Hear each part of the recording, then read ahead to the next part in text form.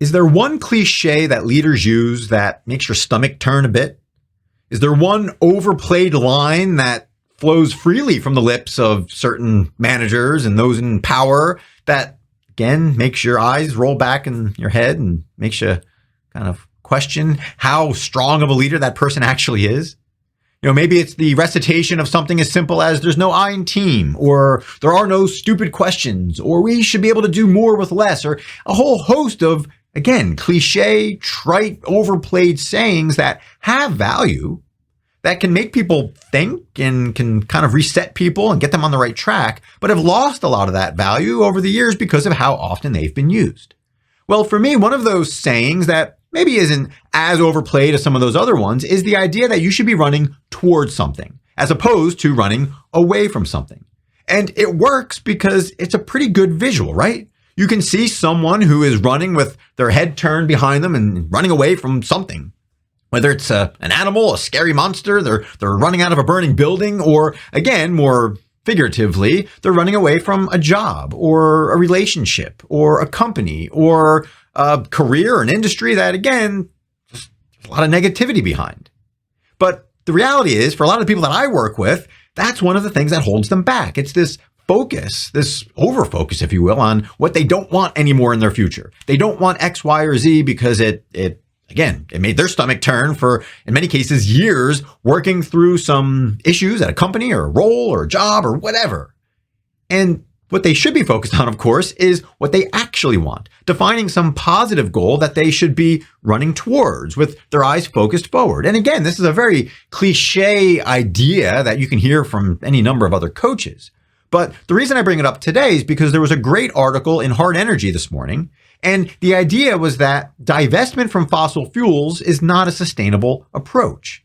That the idea of focusing on the negativity of the oil and gas industry and squeezing them out of any access to capital is not a logical move, even if you're dead set on having that energy transition happen as fast as possible and moving as quickly as possible towards renewables. The worst thing you could do is squeeze the fossil fuel industry out of any access to capital, thereby causing oil and gas to suffer, thereby causing access to hydrocarbons to be diminished, and thereby causing a lot of pain and suffering for the people that you're actually trying to help through the energy transition, assuming, of course, your ultimate goal is to help people and to give them more access to the energy that is needed and that will continue to be needed. And quite frankly, the energy that is increasing in need as the population increases and as other countries try to move closer to the standard of living that we enjoy in the West. So energy will continue to be needed. And if you divest and if you force divestment and you preach divestment of fossil fuels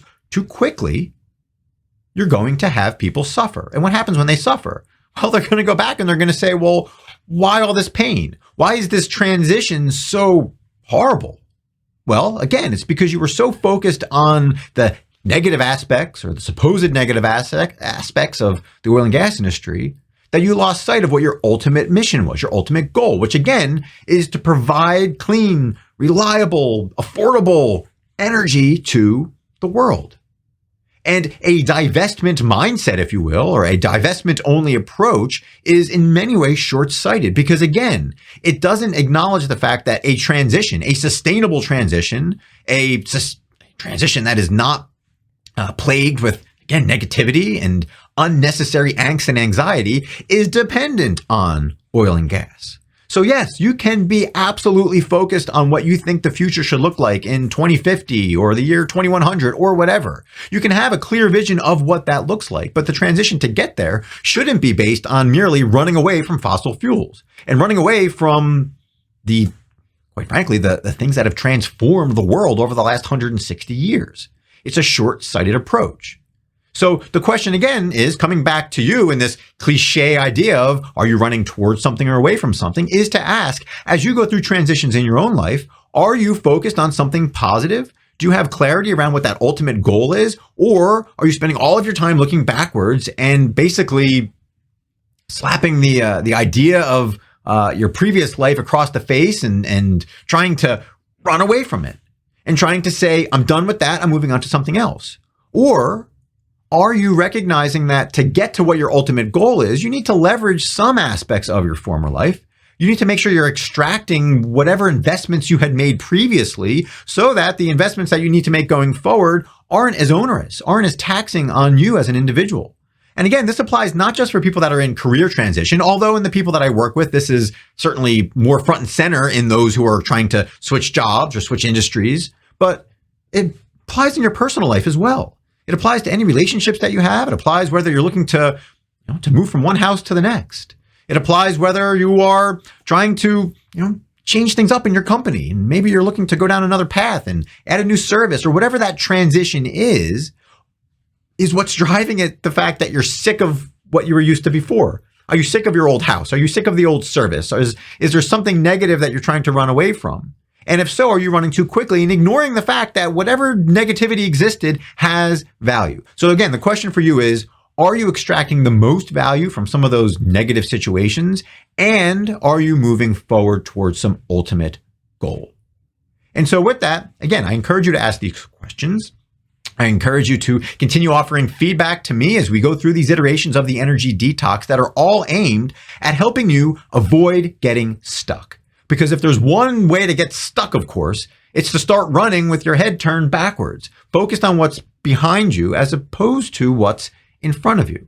And lest you fall into a ditch, lest you run into a tree, lest you have some other major issue, well, let's not get to that point, all right? Let's avoid it by looking forward, moving forward, having a goal, and not divesting and not having this divestment mindset that is based on what happened before and what you're running away from.